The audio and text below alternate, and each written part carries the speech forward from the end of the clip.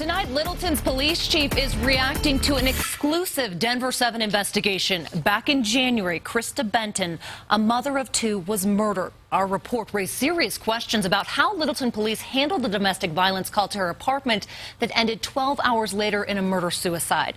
Chief investigative reporter Tony Kovaleski is here. And tonight, Tony, a source has sent you an internal email, Littleton's police chief reaching out to his team following your report. Exactly, Molly. And by all indications, this memo is a move to boost morale and avoid accountability in the wake of our investigation. Our report raised those serious questions about the Littleton Police Department's handling of domestic violence calls. Now the memo tells a news story. And tonight, Denver7 investigates.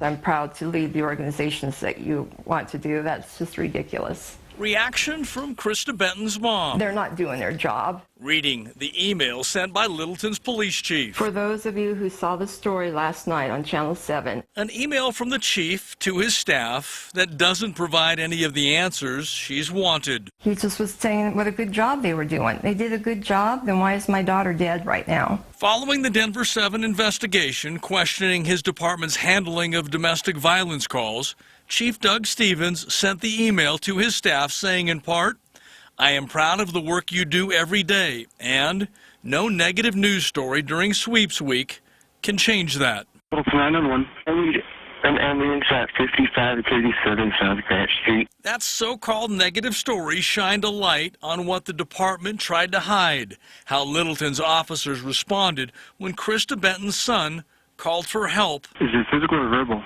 It's both. Tyler Jukes told police his mother was screaming about her neck during a fight with her boyfriend, David Fallon. Records show police spent less than 27 minutes in the family's apartment before leaving without arresting Fallon. They didn't want to be there. And they just did whatever they could as quick as they could to, continue on with their night. And about 12 hours later, both Benton and Fallon were dead. Dispatchers notified officers responding to the murder-suicide about that earlier call. Can I tell you something? Yes. We were out on a disturbance at 2 in the morning. Okay. And there was a party with a gun. And Denver7 uncovered an apparent attempt to hide details of that initial police response, an original one-sentence report that became 6 paragraphs over 2 pages after the murder and on the police chief's orders. Our investigation has also learned it wasn't the only time the family believes calls for help were ignored. I called the cops and I was crying. I was telling them, like, please get here. My dad's hitting my mom. 14-year-old Jonathan Fallon called police 9 months before his parents died. The dispatch report shows this argument may have been physical, and his mom had bruises on her back and right arm. I think he smashed her through our living room table, and she had bruises, and she had hair pulled and all that. Did they arrest him? They did not arrest him. One time I'm the one who called because my son-in-law called me and says Dave's beating the crap out of her. Denver7 Investigates discovered prior to the day of the murder-suicide, Littleton police responded at least 5 times to the apartment, but officers never arrested David Fallon for abusing Krista.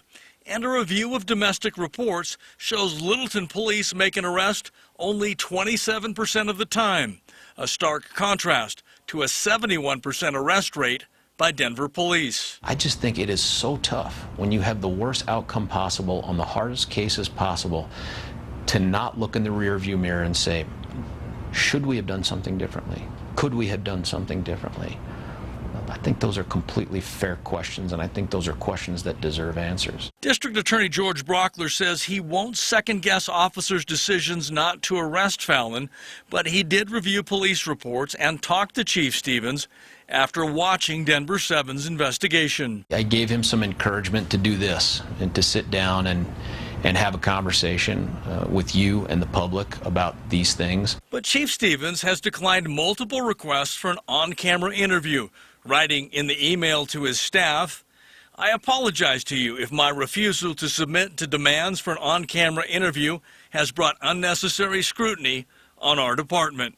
You read the email. Did the chief show any accountability for what happened that night? Oh, no. Not at all.